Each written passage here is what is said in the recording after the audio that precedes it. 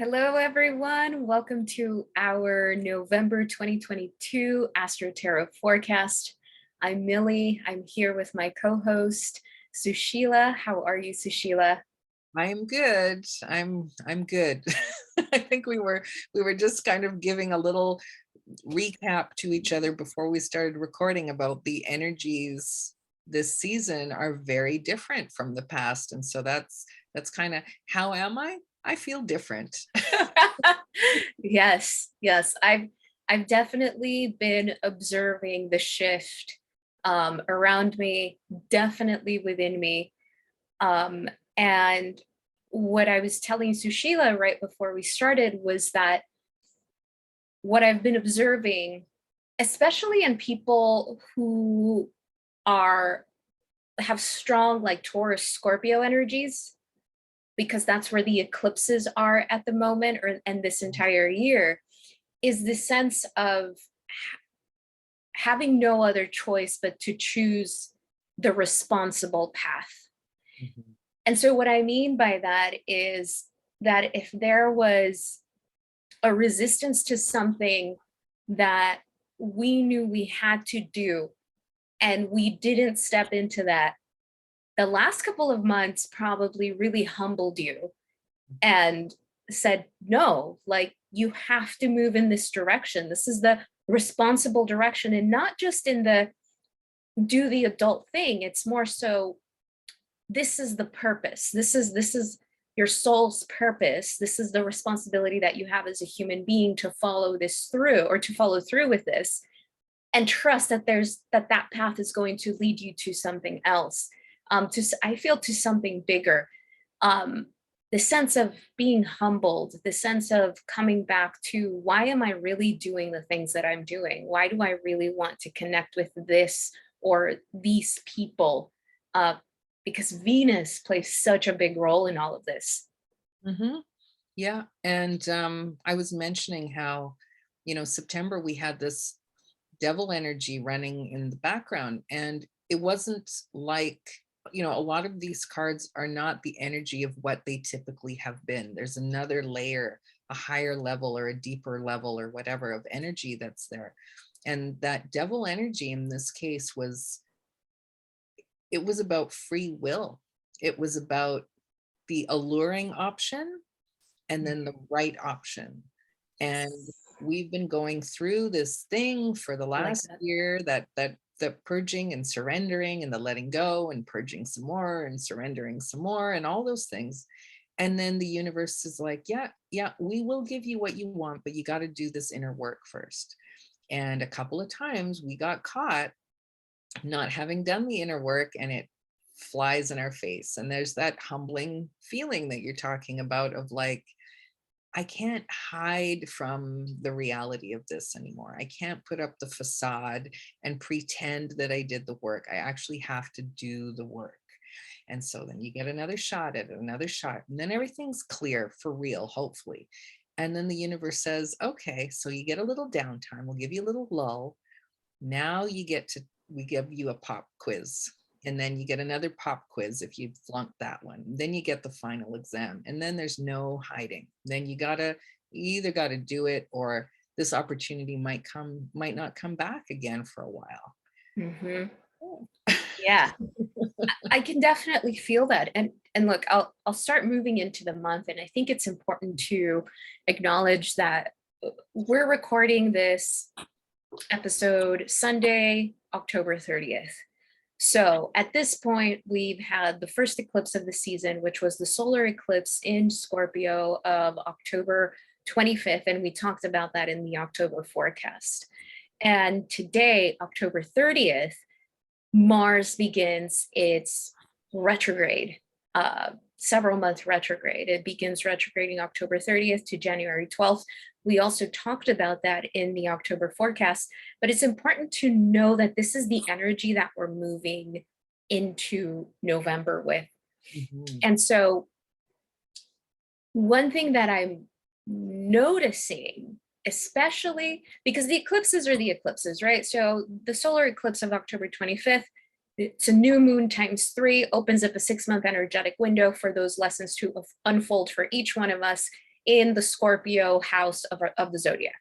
Mhm. Now, with the Mars retrograde in Gemini, this to me is like a prolonged pain in the ass Mercury retrograde, first of all, because it's Gemini energy, right? The movement Mars of information Gemini is going to slow down.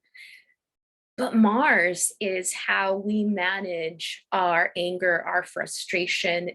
Mars retrograde usually represents the inability to do something that we willfully want to do, all of that Mars energy.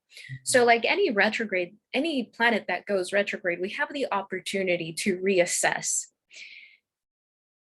I can already notice this tendency of throwing a fit or throwing a tantrum with Mars retrograde for, I wanted to do the thing and it's not turning out the way that I want, right? And so because Mars is also the principle of the self, the principle of the I am, there's a bit of a shift in perception that we have between now and January 12th about how we perceive ourselves and why we want the things we want.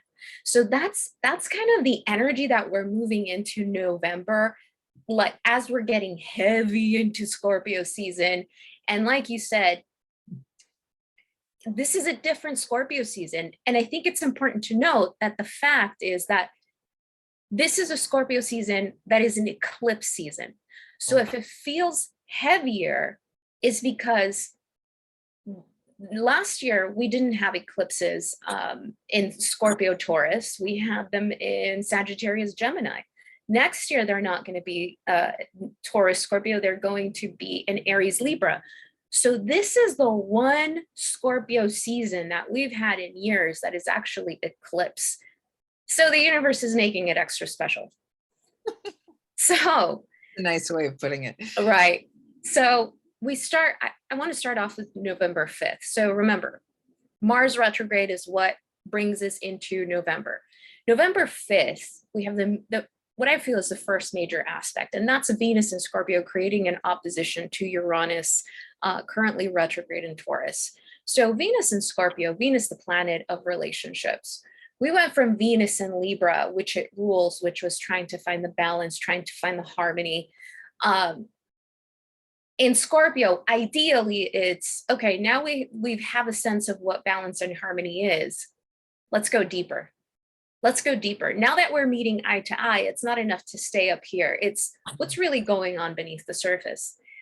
And the opposition to Uranus and Taurus is people are going to open up a lot. You might be surprised by what you find out about others. This is also because Uranus is the disruptor of the zodiac. This might, especially in the middle of eclipse season and a Mars retrograde, this can also manifest in a ghosting situation. Somebody just disappears.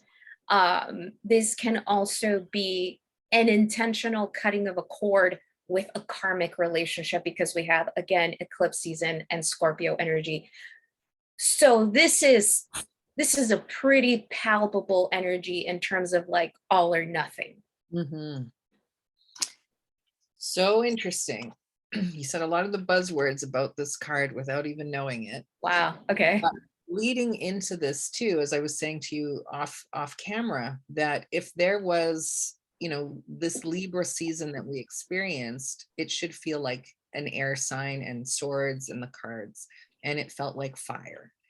Was the oddest Libra energy I've ever felt. And now we're entering Scorpio, which should feel like water with a bit of a zing to it, alcohol, maybe gasoline, but no, it's like a fifth element. It's like something like, I don't know, like brimstone or some other thing that I can't quite pinpoint. And then we've got that Mars energy, which wants to launch, wants to rush forward and do all that stuff, which this card that we have is very much that energy. But there's that sudden, like a flame that gets ignited and then can drop. And you'd be like, where did that thing go? It was just like a blowtorch or something like that. So we've got I'm using the Crow deck today because I thought it was fitting for autumn. For sure. it's that rush, that impulsive feeling like, well, I'm just going to go do it anyway. I'm just going to blurt it out anyway. I'm just going to, or whoa, why did that person just say that? Like, no filters, lots of rushing. People might put their foot in their mouths. And that might also be why they vanish, just to be like, no, I never said that. I'm going to go lick my wounds for a bit and then show up as if nothing happened. That's the energy of this card. Yeah, getting a little too close to the sun, a little too quickly, and then going, ouch. Yeah. Yeah, definitely. Definitely. So that I love that you said that, because we haven't talked about this, like licking your wounds and coming back like nothing happened. And we'll get to that part later on in the month, because that's exactly what I thought when we moved from Scorpio to Sagittarius energy. It's like, what's up, guys? Like, what's been happening? Like nothing. So it's interesting. It's interesting energy. I think we're going to notice a vast shift from one day to the next of Scorpio and Sagittarius. So interesting. So we move to November 7th, when we have, again, Venus in Scorpio now square Saturn in Aquarius. So this is interesting, because anytime that Venus has a connection to Saturn, I mean, Venus represents our desires. Venus represents how we relate. Now, any connection with Saturn, but particularly a square, can represent an impediment of some sort to that desire, to that relationship. So Venus in Scorpio wants something badly and wants it almost obsessively. And mind you, we're headed towards a full moon eclipse. So we're building up, like emotionally, there's a buildup of energy that I feel we're going to feel it. We're going to feel it from the beginning of November until we hit that, it's like a roller coaster when we get to the top of the roller coaster with that full moon. So Venus in Scorpio square Saturn in Aquarius, I want this so badly, but there's an impediment. To me, when there's an impediment to something that we obsessively want, I think it's a blessing in disguise. And I know that it might feel, again, like a pain in the ass. I know that this to me is an aspect of frustration. But trust the process, because, and I'll get into the full moon in a second, but the full moon the next day is going to bring something about. So that's an interesting aspect to me. Mm-hmm. You're saying impediment, and I'm seeing it like a fear of scarcity in a variety of different ways. Mm-hmm. So we have the Three of Pentacles here, and it's typically a card of collaboration and also wrapping up things in a healthy way. So, if you were ending a job, you would put everything away and make sure you do your 2 weeks. If you gave 2 weeks notice, and you clean out your desk and make sure your office is tidy and file all the paperwork and train the new person and, whatever. In whatever sense that you're wrapping up something, there's all those little loose ends. But there's also a feeling of, and it's not just, in this case, there's the two crows, but it's typically a collective, a small collective. Like, what I don't have, you have, and what you don't have, they have, and what they don't have, they have. And so there's this way of working together based on, you could say, our impediments or the scarcity together. Like 1 and 1 is 2, but we also have us. Mm-hmm. We have that third component, and it's like leveraging your talents so that you're not focused on what's missing. Mm-hmm. But if you do it from that space of, you're trying to manifest something so badly, the more you focus on it, it just reinforces the fact that you don't have it. And so you're actually enhancing the scarcity component, the lack of it. So with the Three of Pentacles, it's basically saying, okay, so you have this thing that isn't working, whatever it is. So you collaborate with somebody who has that thing, but also needs your thing. And then together you can do something else. And whether that's your intimate relationships or your workplace, or even just you within yourself going, I want to do this thing, but I'm missing this. Like, what collaborative process can I do so that I'm not focused on that missing coin? I'm actually building on the coins that I have. That's so great, because as you were speaking, it reminded me of the fact that, you know, ooh, we're in the middle of, you know, this significant shift in the economy, right? I don't know how it is in Canada right now. I think it's global. I think it's Okay. a global phenomenon. Yeah. So that scarcity part, when we talk about Venus, Venus is always going to talk about money. When we talk in Scorpio, it's joint resources, right? So when we talk about Saturn, Saturn in Aquarius, Saturn, the planet of um, perhaps scarcity or limiting, or there's a fear in Aquarius, Aquarius community, Aquarius, the people. This is something that I think we're definitely going to notice a lot more in the collective, and in our personal lives. I feel that this to us is giving us the opportunity to reassess, do we want to look at this from a scarcity perspective, or do we want to look at this from the perspective of, I get to choose what I value, therefore I get to choose where my money goes, for instance. So the reason I say that is that the next day, on November 8th, we have the full moon eclipse in Taurus at 16 degrees. So this is a full moon that closes off a 6-month energetic window that started with the new moon eclipse in Taurus of April 30th, 2022. And so here we have the first eclipse just finishing, like a full cycle of it. And in Taurus, where the North Node has been, the North Node is an evolutionary point that is asking us to grow. With Uranus there, it's, we have been brought out of our comfort zone in so many ways this year, so many ways. And so this is just the question, this full moon brings up the question of, how have you grown by being brought out of your comfort zone, seemingly in ways that have felt out of your control? Now, a big aspect of this full moon is Mercury in Scorpio in opposition to Uranus and Taurus. I think that it's important to remember that Uranus is the disruptor of the zodiac. It disrupts continuity. So there is something, and Mercury is the planet of cognitive thought, how we perceive the world. Scorpio, bringing it back to the depths of our psychology.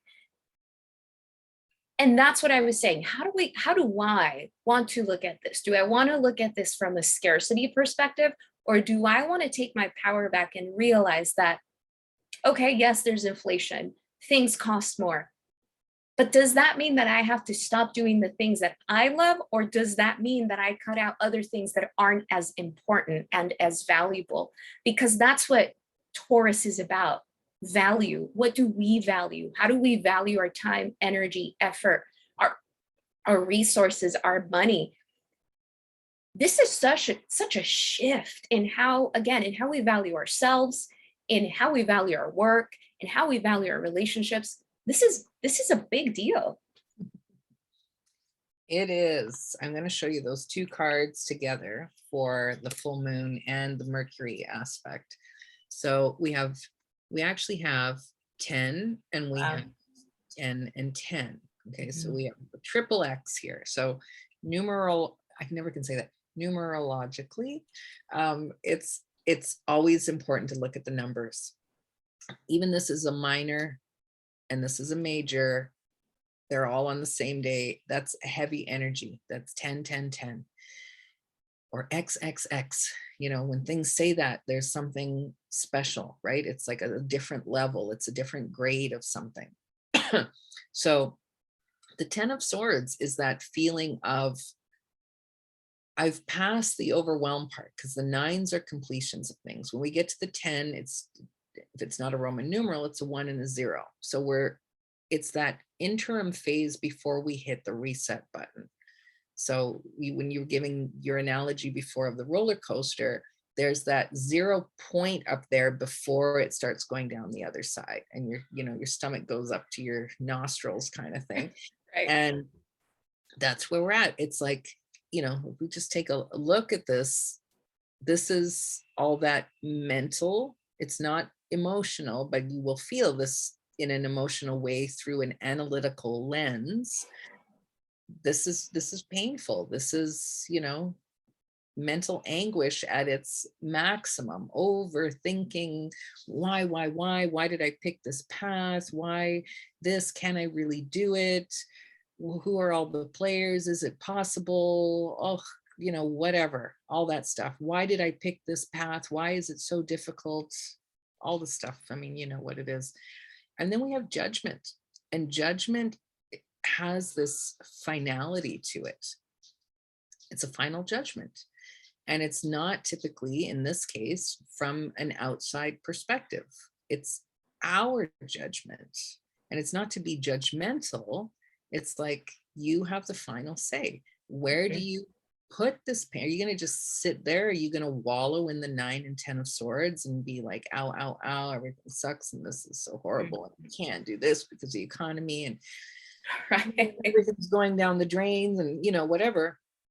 Or do you just like say, no, this is the way it is. Like, I create my reality. This is what my world is. It's made up of all of us. So what do I choose to do? What do we collectively choose to do? It is like mega profound energy. And it's not just it's a full moon. It's not going to just be a one day right kind of vibe for the month. It's a big vibe happening there. Heavy stuff though. Absolutely, those cards are so appropriate. And I mean, look, I think it's important to also say that when we stress the heaviness of the energy, because that's what we're here to do. It's our responsibility to share truthfully what that means. But I feel that the cosmos, the universe, is at a point where it's giving us a little more pressure so that there is something that bursts within us, that Uranus energy, right? And I think that is to push past that threshold of trusting, like really understanding what it means to trust ourselves, our capacities, our facilities. And sometimes we just need that kind of pressure. And remember, collectively, we've experienced, the economy going up and down before. We experienced, inflation, but we've experienced those things. So if we've experienced them before, at what point do we say, as individuals and hopefully as a collective, all right, I've experienced this enough to know that it's not the end of the world, that I get to choose, and that everything's going to be okay. I can still focus on the things that I want to focus on. And that's big. That's really big, because I don't think that we live in a world that necessarily promotes that. And I think that with this elevation of consciousness that's occurring, that's exactly where we're meant to look. So November 10th, Mercury in Scorpio creates a square to Saturn and Aquarius. Yeah, let's start with that one. Mercury in Scorpio, Saturn in Aquarius. So Mercury in Scorpio, we're thinking hard, we're thinking deep, we're thinking about, we're going beneath the surface. We're looking into our internal resources. We're looking at our shadow, especially with that full moon eclipse.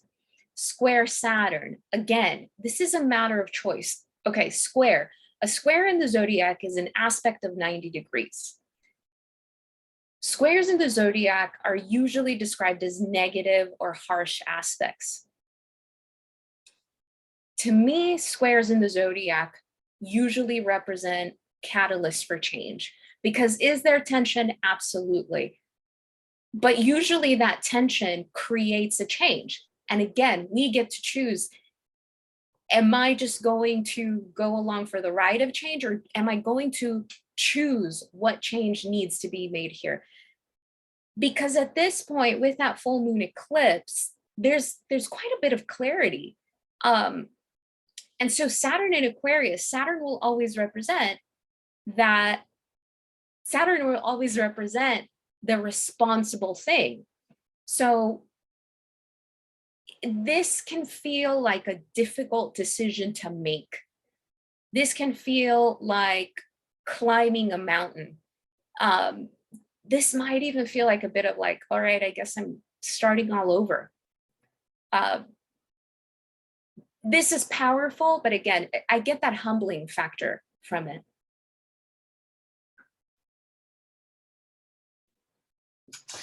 I get a quick little cough drop there. Had a tickle. We have another 10 showing up here. We have our Wheel of Fortune, and sandwiched between that and what we just had, we have the Page of Pentacles. So, you know, you're talking about we've got the macro and we've got this micro, and one is a reflection of the other. It's kind of the chicken or the egg thing. I don't think one came before the other. They're just happening on different levels. Yeah. Typically, excuse me, the Page of Pentacles is about communication. Pages are all messengers of things. Pentacles, sorry, typically deal with communication, but in a very material sense. So it can be money, documents, banking, mortgages, jobs, contracts, that sort of thing. The tickle will find its way out. Sorry, I'm going to mute myself for 1 second. Okay. The benefit of owning our role in that is the Wheel of Fortune. So those two things paired with each other, are we just going to sit in that receptive place of, this is what's happening in the world, nothing I can do about it, other than, do I sell off my shares? Do I try and make the most of this bad economy? Do I start hoarding? Do I, you know, all of that mentality? Right. Or do you take, instead of being a passive, you know, taking a passive role, you take an active role and saying, no, I actually don't want this to go on. Like, who are these people making these decisions? How do I get on top of these things? Nobody wants this. How did we come to this? How to create change? Where do I put my money? Where do I, you know, vote with my dollars? Where do I change my lifestyle? What kind of, you know, if this is a workplace, am I creating contracts that are beneficial to all parties? Is it a one-sided thing?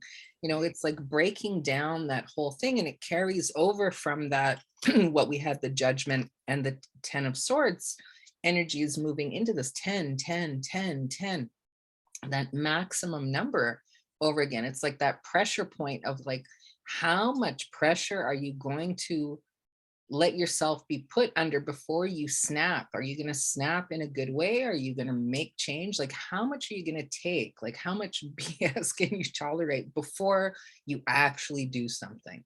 And that's what we've got going on. So when, you know, when you say this is heavy energy, it is heavy energy. It's not light, fluffy energy, but it doesn't mean that that heavy energy, we have to like lie down and let it just bulldoze us.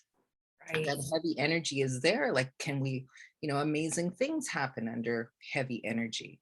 Diamonds happen under heavy energy. You create restrictions, you get more creative. You know, if you have ultimate possibilities, people tend to become complacent. So it's the opposite of that. Yeah. Yeah, that's such a good point. Which is interesting. That's so good, because Gemini is a beautiful sign. I mean, all signs are beautiful, but Gemini, unrestricted, is limitless possibilities.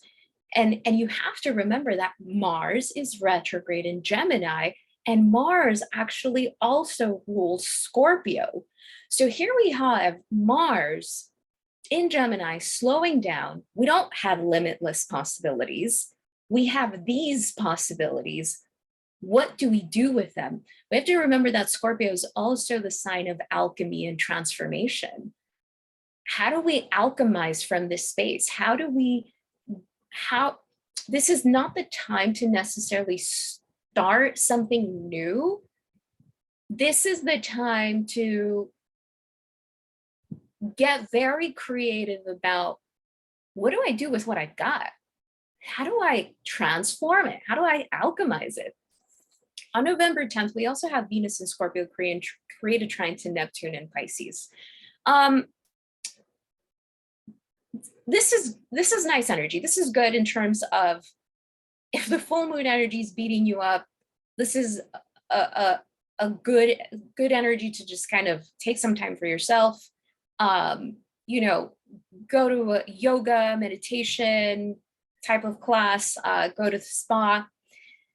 What you want to be mindful of is that you're not just disconnecting, dissociating, and pretending that what's happening is not happening. That trine, it's a very watery trine, so it's very easy to just pretend.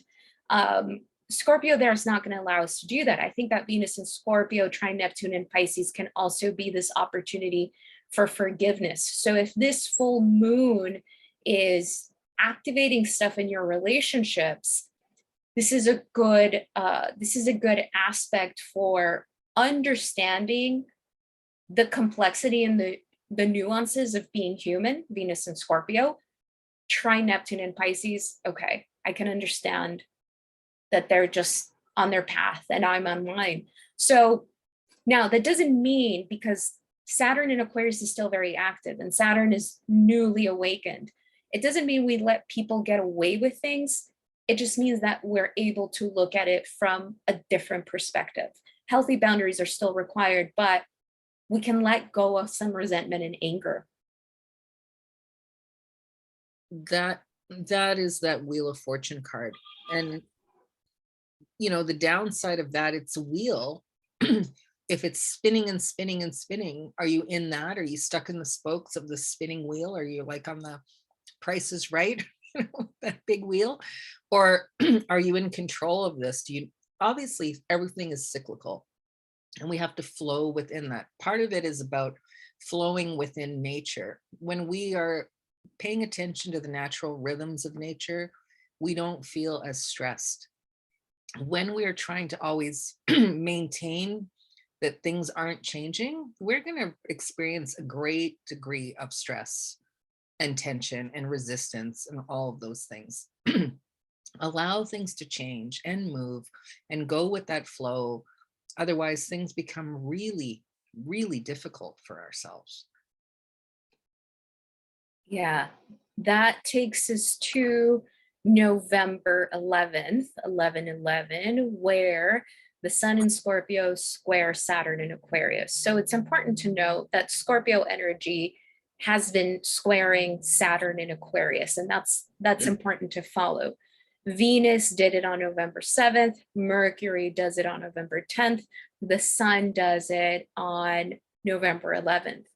So the Scorpio energy squared to Aquarius energy. Scorpio is this transformation that's occurring. The Sun represents us, our identity. Sun and Scorpio, how are we transforming? And how does that, again, catalyze or create a change or create a shift in Saturn in Aquarius in the way that we have been doing things? As much as the Sun is a personal luminary, a personal planet, even though the Sun's not a planet, to me, I feel like we're going to see a lot in the collective again. So it's like you said, if it's happening in the collective, it's happening individually. It's, how am I transforming as an individual? The Sun represents our ego, the ego self, right? Mildred as an astrologer. How is my ego transforming, and how is that creating a change in Saturn and Aquarius, in the collective, in my structures, in my foundations, in the reasons of why I do the things that I do? Again, such big questions and big energy.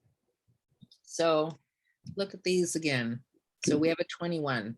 Yeah. Are you keeping track? This is fifth. Yeah. Sixth. Okay. Yeah. Fifth. Yeah. 1, 2, 3, 4. Yes. So infinity symbol. If you choose to do nothing, opportunity can keep knocking, but you don't actually have to answer the door. Right. It is a card of expansion, transformation, evolution. Well, dinosaurs failed to evolve. They're no longer here.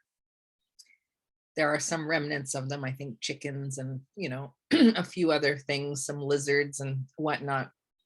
But it's that adversity, it's that trouble, that difficulty, that challenge that you face in order to greet this opportunity.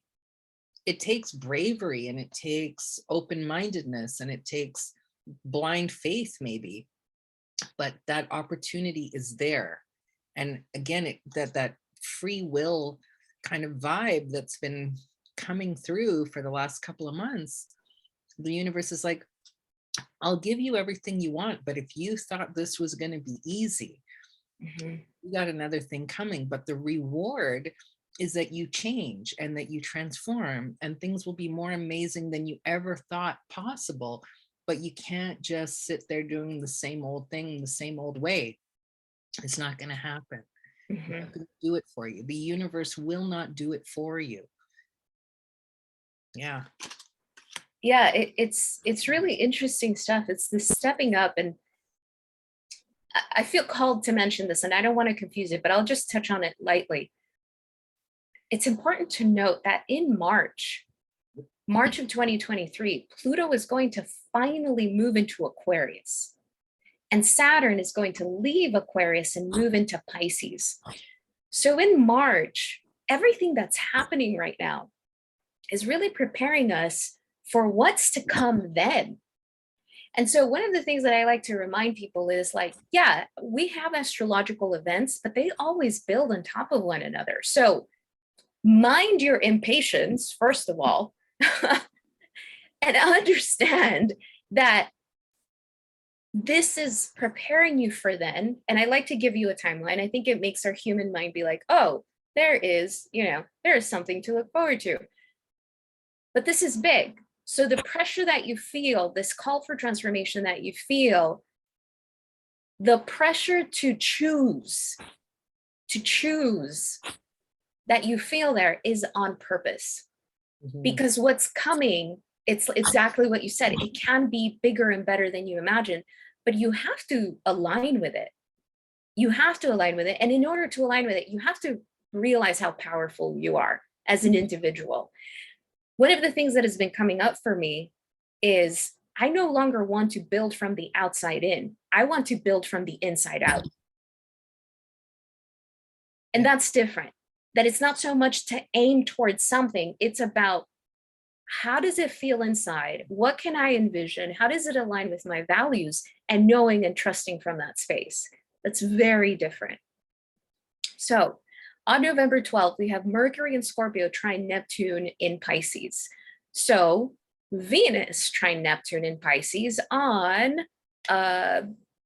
November 10th. So again, we have these repetitions of the personal planets connecting with these outer planets, Saturn and Neptune, and soon we'll see Pluto in Capricorn.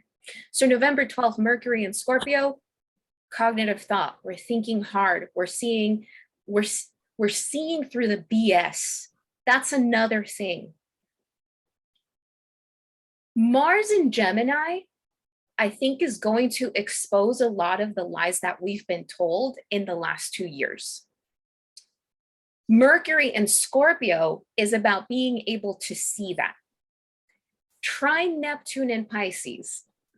this will be interesting because it can go one of two ways. One, we'll just gaslight ourselves. That's not true. They would never lie to us. That's no. The flip side is Neptune and Pisces, the connection with spirit, and saying, I don't need to be told by an outside authority what to do. I have this direct connection to my higher self. And that's where I can make decisions from. Look, this may sound extra woo-woo, but hello, I'm an astrologer, you're a tarotist. If you're watching this, don't be surprised. Yes. But here we are. It's that threshold of this very 3D reality that is very fabricated, and this 5D reality where we are very powerful. So I'm curious to see what card came up for that, because this is it's super interesting, because one of the things that I've been speaking about for the last week and a half is really about the nature of reality. And we can put all the woo-woo we want aside. Quantum physics is pretty darn woo-woo. Yes. And we have mathematical equations to predict the probability of something happening. Right. Because there's infinite possibilities in the universe. We're in this holographic universe. So at any given moment, there's an option to go in a certain direction. And we have the Nine of Swords. This is typically the card of mental anguish, being up at night, having, these horrible thoughts, the stories we tell ourselves, all this made up nonsense. It is mostly fiction. And if it's not fiction, it's worrying about something that may happen, something somebody said. Why did this happen? What is keeping you up at night with all of these thoughts? It's persistent thoughts, which are not real things. If you're going to waste, we'll say it this way, if you're going to spend that much time creating horrible stories to tell yourself, imagine what would happen if you told yourself something positive. Right. And so the other little, the little devil energy that comes in there is like, well, you've never experienced that, so it's probably not true. And, when we do things like EFT, we say these phrases called like these what if phrases. Well, what if, in quotation marks, is something that they talk about in quantum physics. It's that what if. That's where all the potential lies. Well, what if I did this? What if I did that? You could write out 100 different options of what if, other than this, Halloween horror story. Right. If it's a Halloween horror story, that's fine. But when we're living that, we are creating our reality. Yeah. So what is the story that we're telling ourselves? Mm-hmm. What are even the stuff that we see out there that we think is real? Mm-hmm. We actually, quantum physics has proven that by changing your perception of something in the present, you can actually change the past and the future and the nature of reality altogether. So there. This is powerful stuff. I mean, this is exactly what I mean by creating from the inside out versus the outside in. And I think that one of the things that helps to align or make sense in our human minds is, what do you value? Mm-hmm. Because remember that North Node, all of this is happening in Scorpio, but it's impossible for things to happen in Scorpio and not affect the flip side, which is Taurus. And that North Node in Uranus and Taurus is always there and saying, what are your values now? What do you value now? And that's an important question to be able to come back to. Because this really makes us feel much more grounded within ourselves. Okay, so November 13th, we have Venus in Scorpio, sextile Pluto in Capricorn. This is that groundedness I'm talking about. So Venus in Scorpio, it can be something we strongly desire. Venus in Scorpio, and let's say that it's aligned with our values. Mhm. It's this knowing. It's an embodied knowing of this is my desire because it's aligned with my soul's knowing. And the sextile to Pluto and Capricorn saying, hell yeah. And Pluto and Capricorn, that earth energy being grounding energy, Pluto also co-rules Scorpio with Mars. Pluto is now direct in Capricorn, getting ready to get out of Capricorn and remember into Aquarius in March. So what's happening right now is not an accident. And what we choose, seriously, what we choose to believe in right now matters so much. I think where there can be a bit of a confusion is that you think you want something because you've wanted it for so long that you haven't stopped to ask yourself, does this even make sense to me now, to who I am now? Does it align with my values? And if it doesn't, then that'll help you come back to present moment. What do I really want? But if that's aligned, this is a powerful aspect. This is a great day for negotiations. Take it slow. Mars is retrograde. This is a great day for negotiations. This is a great day for powerful conversations. Well, we have a different number for a change here. We have a number 8. Okay. The 8 of Cups.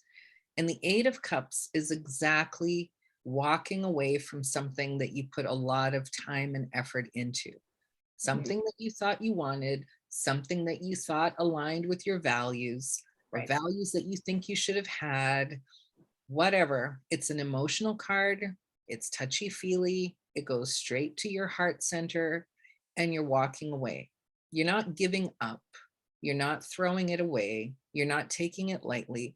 This is something that you have, like you say, you may have been or thought you were in alignment with this at some point in time. Maybe you were unclear about your values at that time. Maybe these were things that you got pulled into because of some facade, some projection of yourself, some ego-driven thing that you thought was the right path or choice. As all that's falling away, it stands to reason that you're going to walk away from some stuff. And you're going to feel bad about it for a little bit, feel guilty. Well, I've put all this time and effort into it. I should probably keep going, even though it doesn't align with anything that I want to do from here on in. It's such a strange way of justifying something. And we're told things like, we have to complete things, or we have to follow through, or don't give up. But we also have to be true to ourselves and going like, but why am I doing this? Maybe I wasn't in the best state of mind or the frame of mind or sense of self when I entered into this thing. And so maybe it's not that you walk away, but at least give yourself a self-assessment here. I said self too many times, but you self-assess to see if these things are in alignment with your values. Are they in alignment with where you're going or your destination or what you want to see in the world? Maybe those things were not in your awareness at that time. So you get to kind of recalibrate and just walk away from the stuff that doesn't fit anymore. And it's perfectly okay to do that. Yeah. So when we were talking about a heavy month, this is like a turning point time. It's and I love what you said, this self reassessment, and it makes sense. Think about the year we've had. How could our values not change? How could there not be a self reassessment? Very interesting stuff. Okay. November 14th, Mercury in Scorpio creates a sextile to Pluto in Capricorn. Venus just did that. And on the same day, the Sun in Scorpio creates a trine to Neptune in Pisces.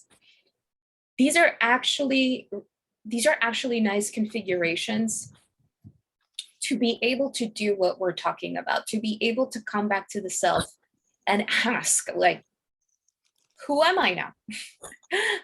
What do I value now? What do I really care about now? This comes with a healthy dose of honesty. It needs to. As anything with Neptune and Pisces, we want to make sure that we're not lying to ourselves. We want to make sure that we're not, just ignoring these heavy questions that are inevitably coming to us in some way, shape, or form. Pluto and Capricorn's involved. It's very direct, it's very honest. And that's the kind of energy that we're dealing within ourselves. So that then we'll begin communicating this in our relationships. Mm-hmm. So for those two aspects on that day, I have, very different cards from what we've just been experiencing. We have the Queen of Pentacles, which is earth energy, Taurus energy, Capricorn, all of those things. And then we have the Three of Cups, watery, heart, social. We have that number 3 again. Okay, that trinity. So the Queen of Pentacles, this is an earthy, grounded queen, stable, financially secure, comfortable in her own skin, happy, living an opulent life, but it's nothing about that is showy. Nothing about that is ego driven.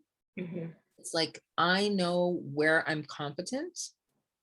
I know my strengths, and you can sit there in that comfortably. The other side of that is this very social, playful. It could be, in events, when we think about events, it can be things like engagements or birthday parties or weddings even. But in a general sense, it's about socializing and maybe even distracting yourself from things. These two things together are kind of funny, because it's like you're talking about being humble and grounded and all of these things. You can't pretend to do that.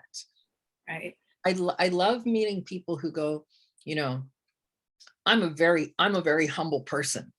You can trust me. I just want to vomit.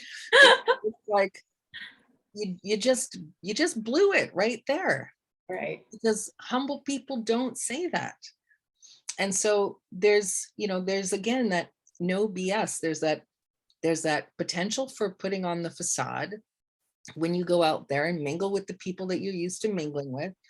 But you're trying on a new skin. You're trying on this new thing, because the place you're going is so different from the other place you've been. So different.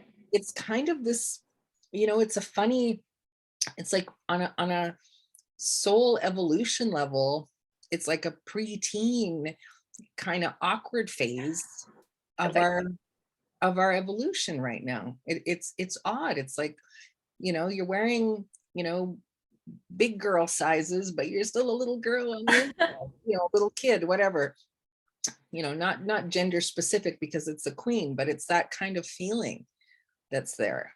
A little kid putting on their parents' shoes and hat and whatever, and standing in front of the mirror. There's like, there's a part of you that is that, and then the other part that's just like growing into it. Oh, so good. That's so good. We have to remember that Scorpio is the sign of the phoenix rising from the ashes. There is this rebirth that is happening. I hate to use the word reborn, but it kind of icks me out. I don't know why, but like, we are being reborn right now.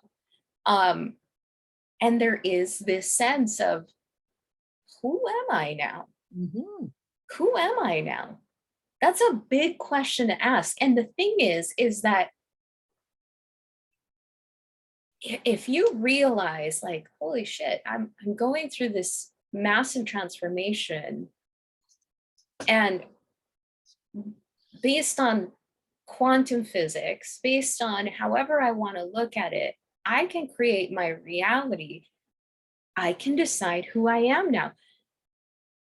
I don't know how this sounds to you or to anyone who's watching, but that to me is like, I get to choose. And that can feel overwhelming. Mhm. And I can understand why. Again, we don't live in a society that promotes us deciding who we get to be. Yeah.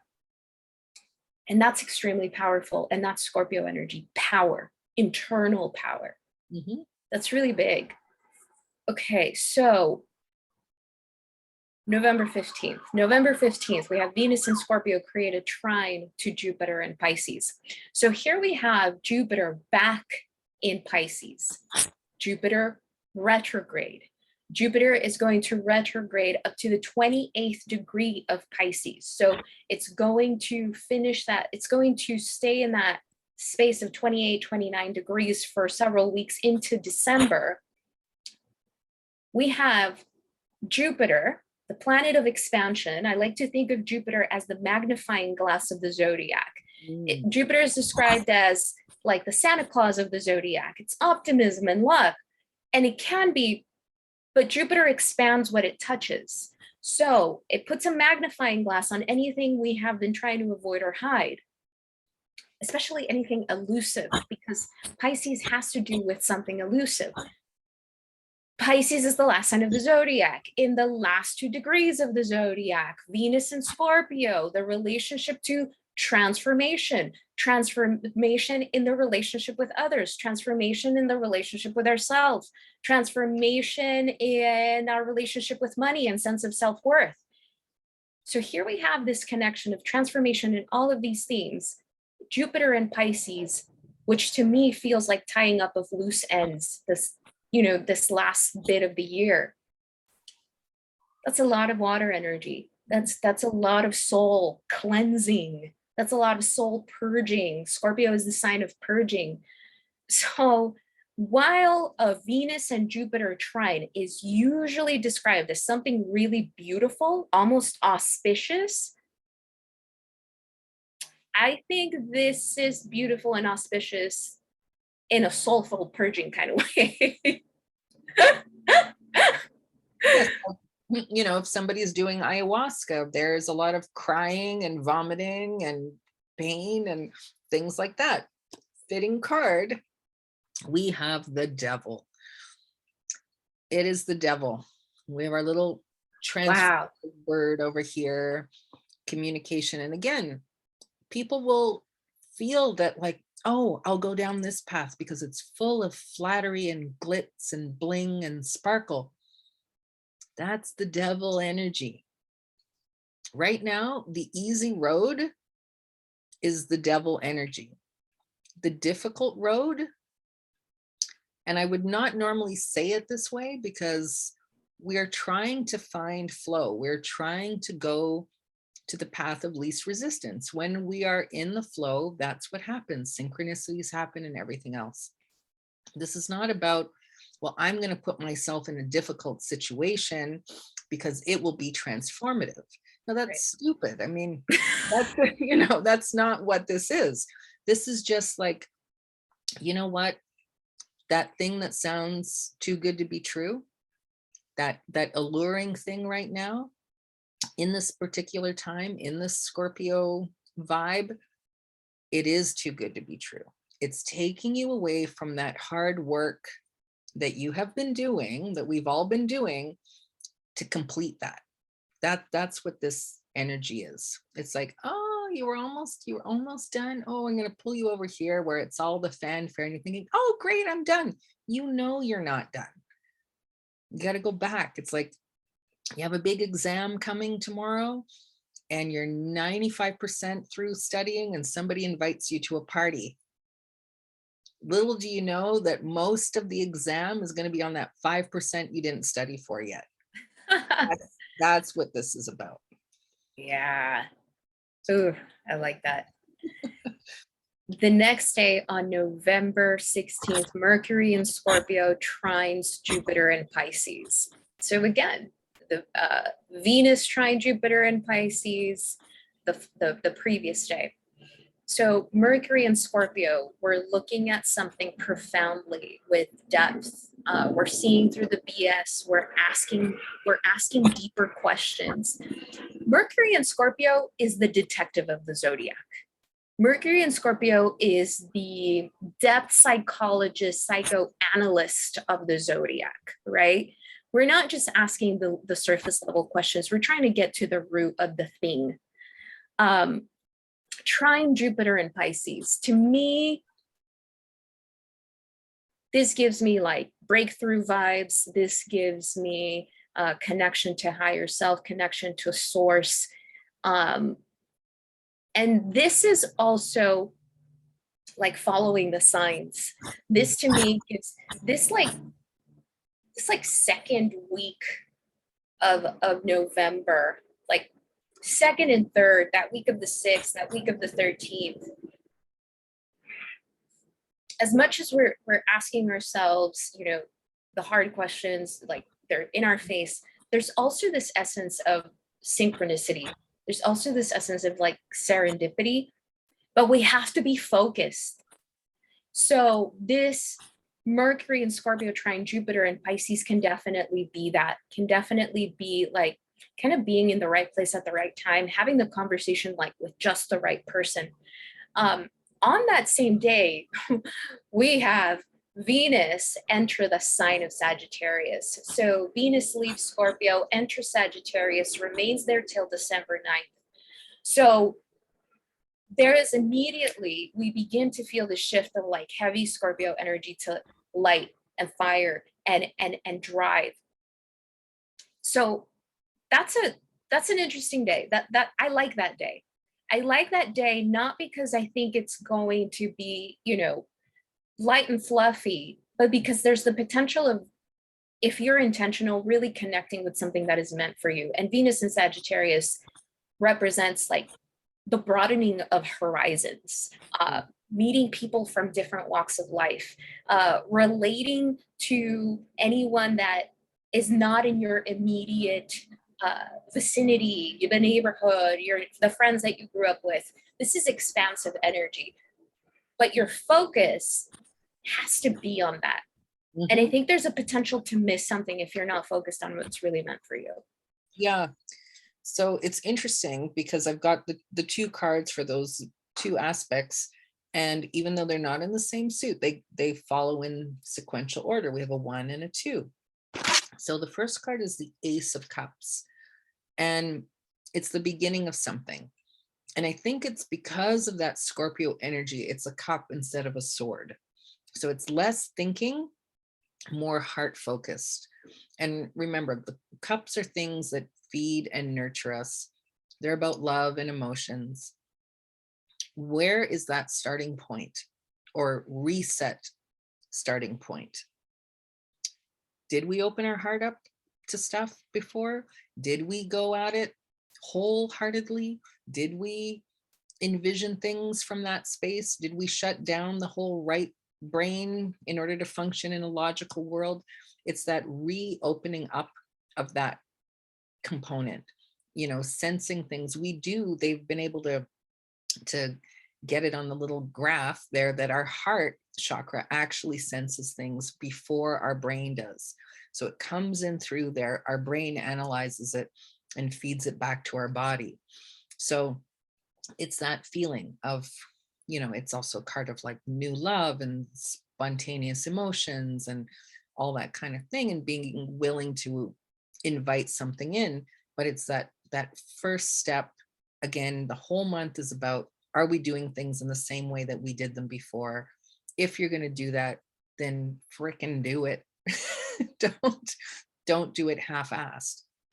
Now, in conjunction with that, we've got the 2, and it's the 2 of Pentacles. And this is sort of like getting those wheels in motion. It's not rolling forward. It's just sort of like getting the gears, not all the gears, but let's get 2 of them going. They're usually in an infinity symbol. It's often a card of juggling things, but it's also a card of just giving you, the universe is maybe just giving you enough that things are covered, whatever that is. It's like not giving you too much. It's like, okay, you got your brain wrapped around this. You have your heart wrapped around this. We think you've gotten it. We're just going to give you a little bit. You just get to test it out. And you go through that little loop of exchange. I expend this much, I receive this much. I receive this much, I expend that much. It's like manageable. Those are the two, one, two, one, two steps for that day. I like that. It's because it sounds, with Jupiter and Pisces and Sagittarius energy, there can be a tendency to exaggerate, to spread yourself thin, to overpromise and underdeliver. But I think that what the cards picked up on is, remember, Mars is retrograde. Mars is retrograde, which I think makes us much more intentional.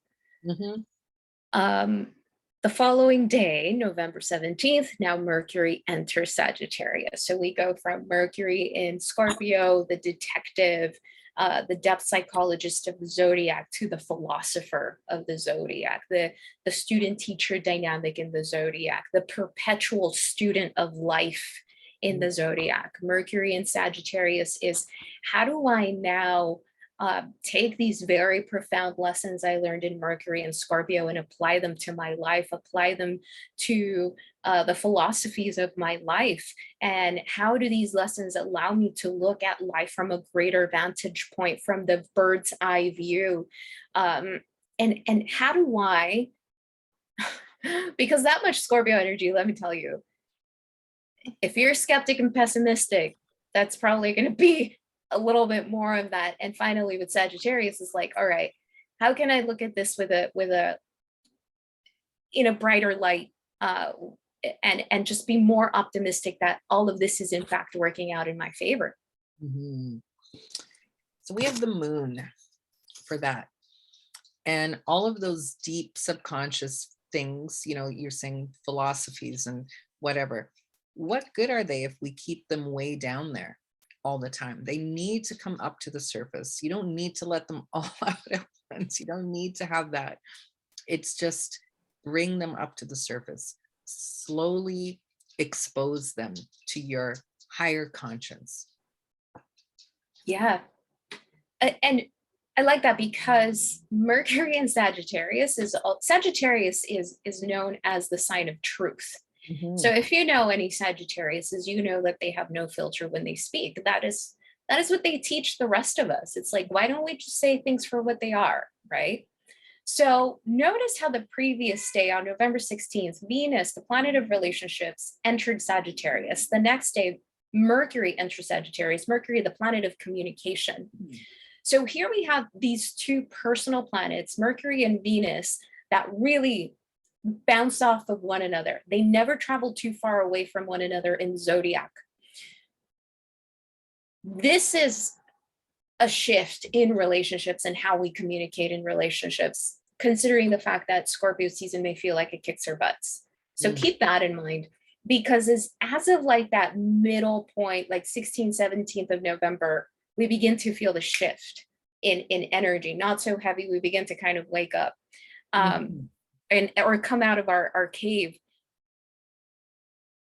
So why wouldn't we speak from this different space? Why wouldn't we, express? Okay. November 18th, we have the sun in Scorpio create a sextile to Pluto and Capricorn. So the sun in Scorpio is nearing the end of its transit in Scorpio. It creates a connection to Pluto and Capricorn. Remember, Pluto also rules Scorpio. So there's this understanding of the transformation that we've endured in the first half of the month, and Capricorn helps to ground that. Pluto and Capricorn will remain there and remind us, remember the transformation, remember what you've been through, let this help you grow, own it, become mature with it, because Capricorn is the mature sign of the zodiac. It represents our ability to tap into our highest inner parent and make decisions that are for our well-being in the long run. Seven of Pentacles, very practical, very grounded. Things are moving forward. It's, that reminder that things are growing. Don't dig up your seeds to see how far they've come along. Just know that, okay, just 2 days ago, we have the Two of Pentacles. Things are beginning to kick into gear. this is the same energy. It's not that they're leaping forward any further that quickly. It's just that, yes, that movement, that energetic movement that you initiated it or participated in, is it has a ripple effect out there. When you Mhm. just do those things day in and day out, you become successful in whatever way that means. It doesn't necessarily have to mean in a financial sense, just that you are successful at doing and being and creating what it is that you want. And energetically, your pentacles are growing. Yeah. That's what that is. Well, I think that card also picked up on the energy of the following day, which is Mars retrograde in Gemini, square Neptune in Pisces. So this is still the sense of the inability to move forward, to act, to do. Mars is retrograde, creating a square to Neptune in Pisces. This to me feels like I feel lost. My Mm, day is disorganized. I don't really know what direction to head in next. And I don't think we're meant to know that yet. Like, you have to understand that transformation in, I don't know, what, like 17 days? yeah. That's massive. Okay.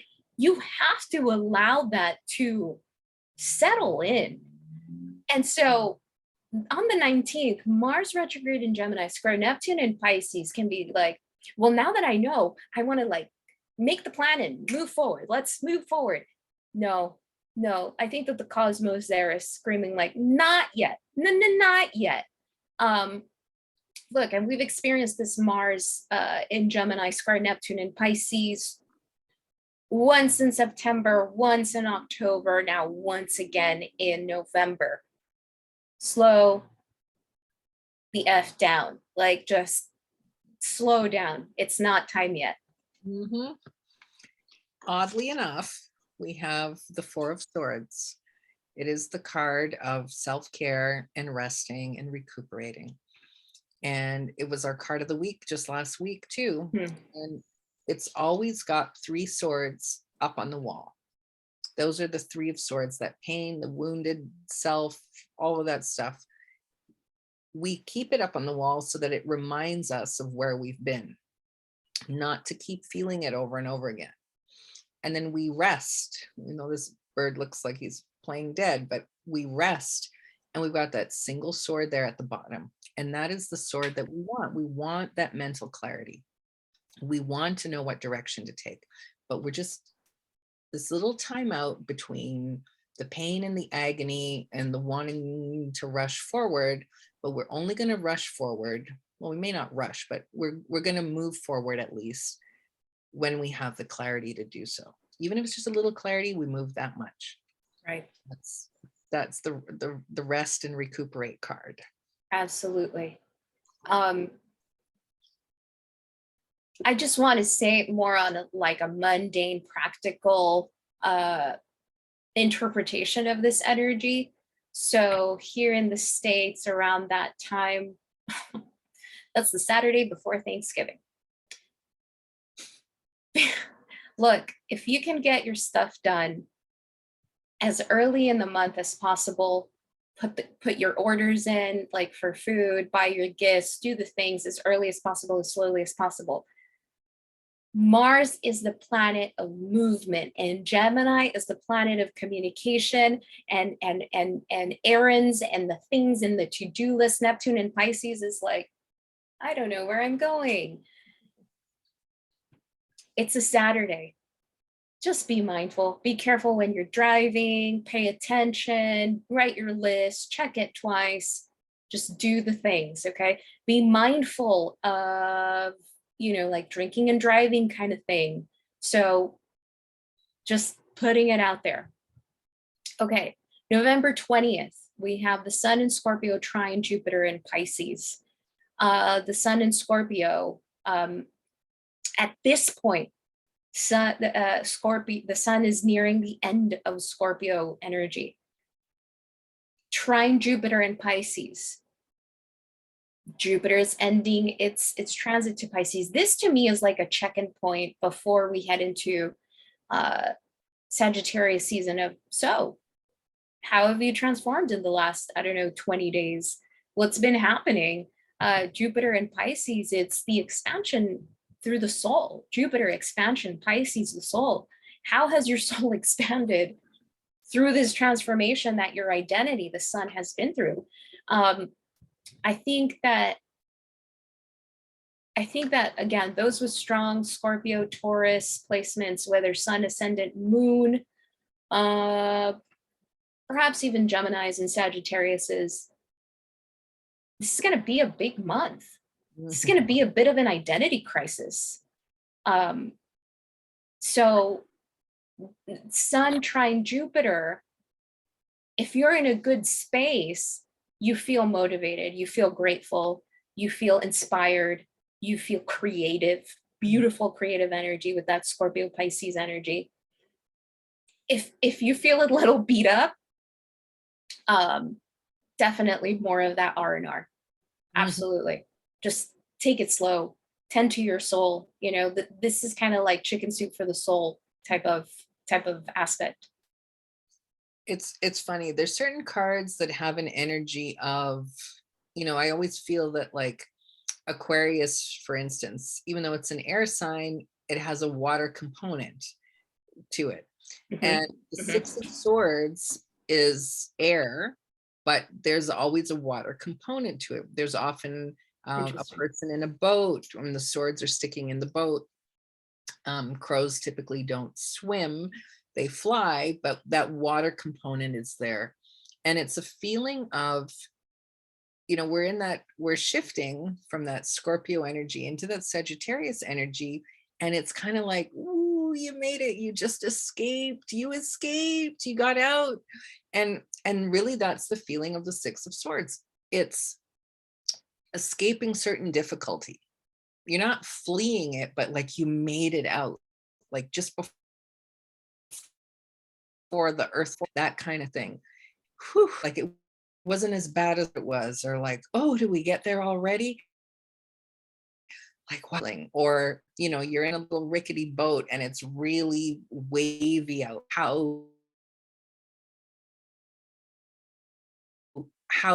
it's not quick movement, but it is definitely moving from one thing into the next. It is that very transitory kind of a vibe, like I'm leaving something and going into something else. I'm not attached to that thing anymore, and I haven't quite landed over there yet. Yeah, I've found that as human beings, we tend to be very uncomfortable in that transitionary period. So just take it easy. Look, the next day we have Mercury and Venus conjuncting Sagittarius. Okay, so it's like we just went through all of this and being like, who's ready to party? So let's say, this is interesting because let's say that someone ghosted you, like, throughout this heavy as Scorpio energy. This can be the time from like the 21st and on where someone reappears and they're like, hey, what's up? How you been? Like, oh, nah, I wasn't ghosting you. I had things to do. Like, just look, Sagittarius energy is not the best at apologizing. Like, there is this sense of humor, I was just kidding kind of thing. And it's the gesture of the zodiac. Mercury, Venus, and Sagittarius, I love the energy. It's fun. It's so light. It's a Monday. It's different. It's just more optimistic. We can see the bigger lesson, right? Sagittarius, the optimist, a higher vantage point. There's a sense of a new beginning, and there's a sense of, I can do this. I can see the bigger picture now. I'm not so obsessed with this thing that felt so heavy. It's like, it's a breath of fresh air. It's fire energy. Again, Mercury and Venus together in fire, creativity. But this is probably creativity that we're taking a little bit of more action on. So, okay, so we were between, so imagine you were leaving the shore, you're going forward and you haven't landed yet. Okay, next day you land. There, Ace of Pentacles. It is optimistic. It is the promise of something. It's the first sign of something material showing up. If that was a phone call, if it was a contract, if it was a business opportunity, if it's a new house, you've been looking there and looking there and looking there. You've left something behind and nothing's showing up. It shows up. There's something, even if it's just a breadcrumb that leads you to the next breadcrumb, it's the first breadcrumb that says, I actually did the right thing. It was good that I moved and left that all behind, or whatever that action I took, or that shift in consciousness, whatever it is. There's the sign. Tangible. It's a tangible sign. Yes, I love that. And here's what I think. I love that you said tangible, because this brings me back to focus. Look, we're saying all of these possibilities. We're explaining them. Mm-hmm. But Scorpio energy is the sign of this like intense focus.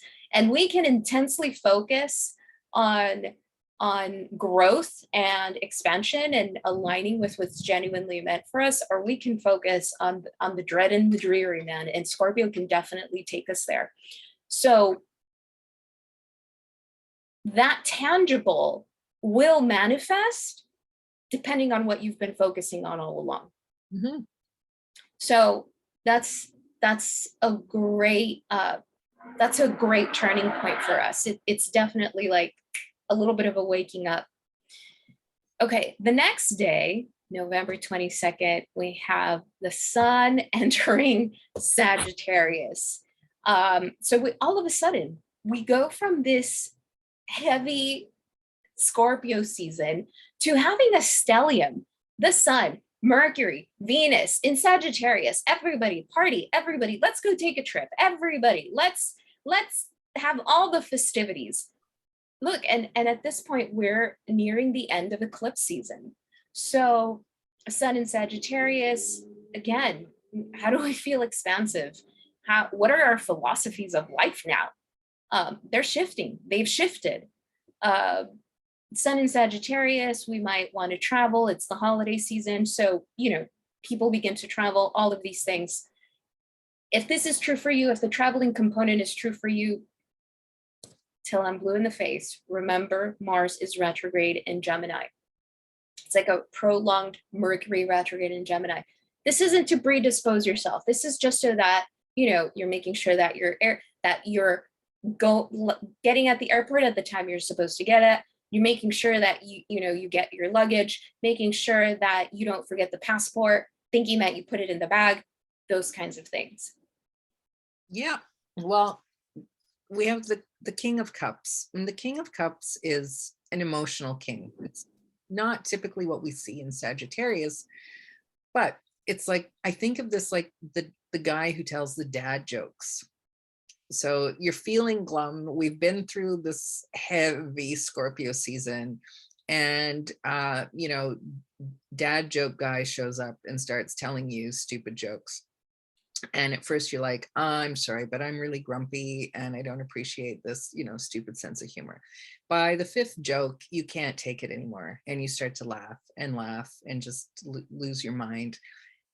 That's the energy of this. It's like somebody who's really nurturing, the energy of the universe. It's very nurturing by sort of pulling in these opposites, juxtaposing somebody who should be full of wisdom and whatever, knowing what's best for you by doing something completely the opposite and getting you to, stop being such a stick in the mud. Yeah, definitely. The following day, November 23rd, we have Jupiter finally move direct in Pisces. I invite you all to think back to late April, very beginning of May. I mean, I would even say all through April, very beginning of May, because that's when Jupiter was transiting direct, uh, the the degrees that it's transiting right now in Pisces. There is something about then that might come back now. There is something that you started then that you'll finally tie up those loose ends now. There is something about then that has shifted, transformed, and now you see it differently now.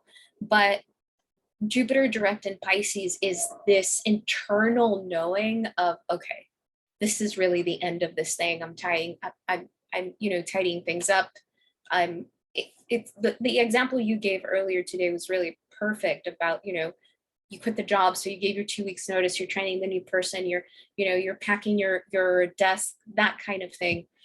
And look, Jupiter in Pisces, I loved it. It was such a rich, creative time. I loved Jupiter and Pisces, like about the first half of this year. I love Jupiter in Aries too, but this is different. It's beautiful energy. It's energy of aligning us with what's meant for us. Again, focus on what matters, especially now. We have the perfect card for this. 9 of Cups. This is about abundance. Mhm. And it can be things like just realizing that you are living an abundant life. Even if nothing changes, even if you still have the same job and you're living in the same place and you're making the same amount of money and you still have the same friends and the same partner or whatever, there's a mental shift, an emotional shift. There's a lot of gratitude involved, and realizing that you don't actually need all of those 9 cups. It's usually depicted by, I need 3 and the rest is extra. So I have enough for now. I have some to spare. I have some to save and some to get creative with. Mhm. And so it's more about the feeling of abundance, which then creates, you have gratitude, which then creates more abundance in whatever areas, whatever that means to you. But it's really that shift. And it's such a pleasant card, and it's welcome, and it's, because it's a 9, it's a completion also. It's a completion of actually knowing that you are connected and you are abundant. Everything is at your disposal. Everything is within your purview. And you talk about focus. There is the need to focus. Otherwise, if you had too many possibilities, nothing would happen. Everything just becomes blurry. So you have to focus on something to make something clear. I mean, that's by definition, that's what it means. So Yeah, I love that. I love Jupiter and Pisces. So at this point, it'll end its transit sometime in December, and then we won't see it again till 12 years from now. So it's nice. The following day, November 24th, which here in the States is Thanksgiving, we have the moon in Sagittarius. We have the moon and Venus conjunct in Sagittarius. This is nice. This is a good time. This is a fun time. The moon, how we feel emotionally nurtured, Venus, relationships. I personally love Sagittarius energy. I have quite a bit in my chart, so it's fun. What I will say, the flip side is Sagittarius, again, no filter.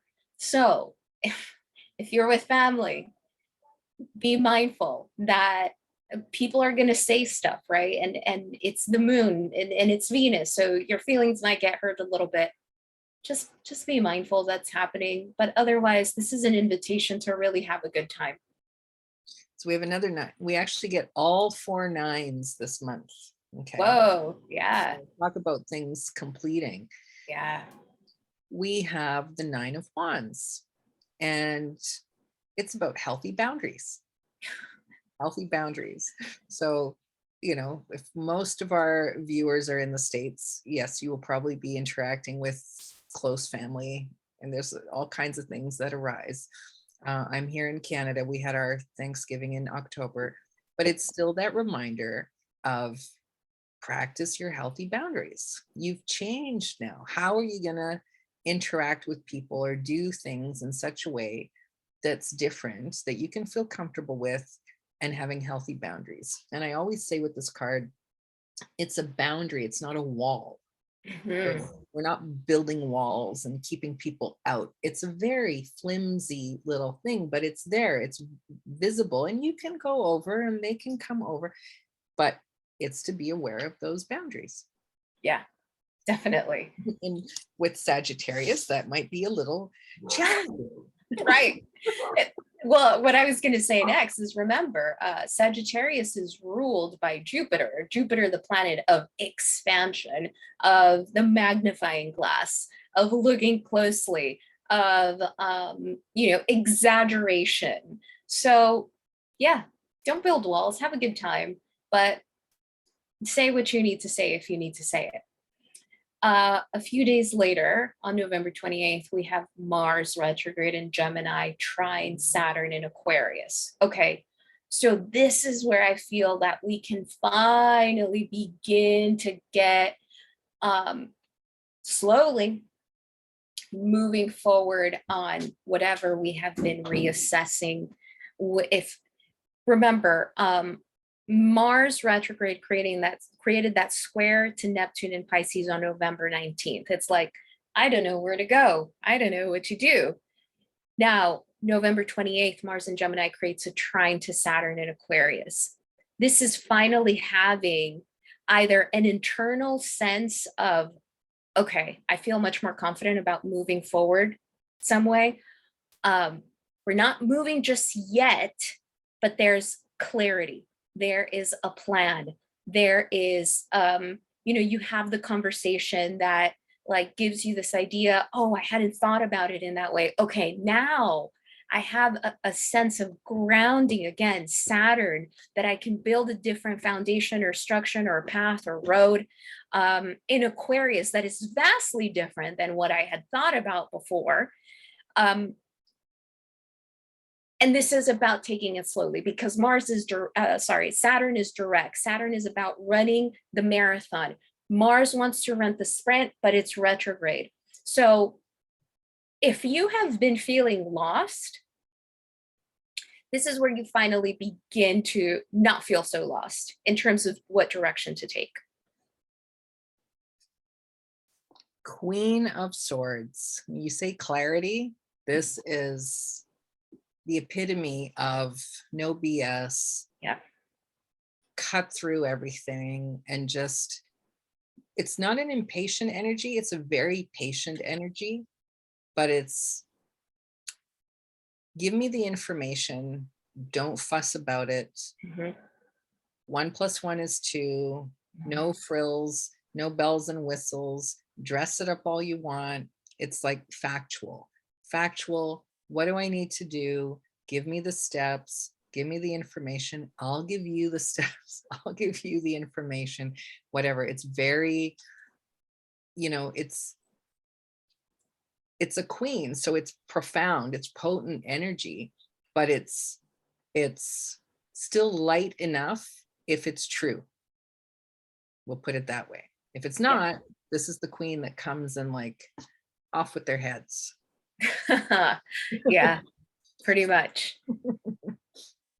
Finally, we get to the end of the month, November 29th, where we have Mercury and Sagittarius in opposition to Mars retrograde in Gemini, and also Mars and Sagittarius creating a sextile to Saturn in Aquarius. So we have Mercury and Sagittarius. Mercury, cognitive thought, communication, Sagittarius. I'm looking at the big picture now. And that big picture looks different than at the beginning of November. Sagittarius, I'm probably connecting with people and things that I haven't connected with before, right? Different walks of life, Sagittarius. Mercury and Sagittarius, I'm speaking honestly, I'm speaking directly, okay? Now, the opposition to Mars retrograde in Gemini is, this is you probably kind of like negotiating. This might manifest in heated conversations because Mars is there, Gemini is there, or this might just mean there's a lot of back and forth. Mercury and Sagittarius creating a sextile to Saturn in Aquarius is, what's your plan? Come back to it. What's your plan? Come back to it. What's your focus? Come back to that, so that your communication with that opposition, that other, oppositions tend to represent other, is clear. You know what you want, you know what the plan is, you know what you'd like to see moving forward. We don't have to rush, but we do need to get started. There's a different energy here. It's definitely more confident. But now we're communicating to others what we want to move forward with now. So it's yeah, there's movement if there was a sense of stagnation before. I think you're mute. There we go. For that last day, we've got the Hanged Man, which is number 12, which is essentially number 3, which we've got 9s galore and 10s all over the place. And then we have our 4th 9 of the month. We close out on another 9. Wow. 9 of Pentacles. These two cards together for the end of the month is a fantastic way to close out that month, because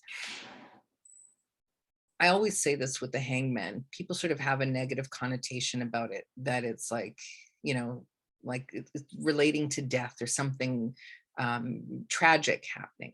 And it's not, because it's never something permanent. It's just this little bit of a limbo moment. And it's just a little note from the universe to say, can you pause for a moment and reflect or look at this from this other angle? Because there's always all this beauty around. And sometimes we're so focused on what it is that we're supposed to be doing that we kind of forget. So we've got this abundance coming in. We've got this mental clarity coming in. We have all this lighthearted energy coming in that we didn't have before. And then it's just that little note from the universe to like, can you pause for a moment and maybe see a different perspective? And then the 9 of Pentacles is so good when we're dealing with the things that we're trying to manifest. So we had the 9 of Cups, where it was this feeling of abundance, but it's a feeling that we have, the things that fulfill us. But the 9 of Pentacles is really tangible stuff. It's that manifesting. So we had the 2, then we had the 7, now we have the 9. And as we're moving then into the, you know, December, we're really feeling like, I have this, like I have the building blocks, and those building blocks are growing, and I see them multiplying before my very eyes. And so if it's not financial, it can be all sorts of things that are in a tangible sense, where you really feel that like, oh, this is why I did that thing. This is why I had to do that hard thing. This is why I wasn't allowed to talk to that person. Like, and there's the stuff. But we took the steps. We didn't sit back for that month because it was pretty heavy. Yeah. But it's a very nice, you know, we've got the transformation, we have the sunshine, we have the new growth, we have this loyalty component, loyalty to the thing that we wanted, really, you know, that we were true to ourselves. And then 9 coins, if it is financial, it's a really good sign that things are moving in that direction. Yeah. Love it. What a month. What a month. My gosh. Yeah, what a month. I mean, I'm, you know, I'm not mad at it. It's interesting when you and I come like to the next month and we check in. So how was your month? So look, at this point, just trust the process, remain as present as possible, remain as intentional and focused as possible. Eclipse season technically ends November 23rd. So allow that Sagittarius energy to come in. Believe me, it will, you really feel like night and day from one day to the next, because Sagittarius energy comes in and comes in fast. Yeah. So let it happen. Let it happen. Be mindful of putting your foot in your mouth, be mindful of, you know, anger, be mindful of throwing any fits. That Mars retrograde can be frustrating, but understand that things are slowing down. Our action, our ability to act, it's being slowed down so that we can reassess from this space, so that again we can rebuild from the inside out, not from the outside in. Yeah, and I mean, all's well that ends well.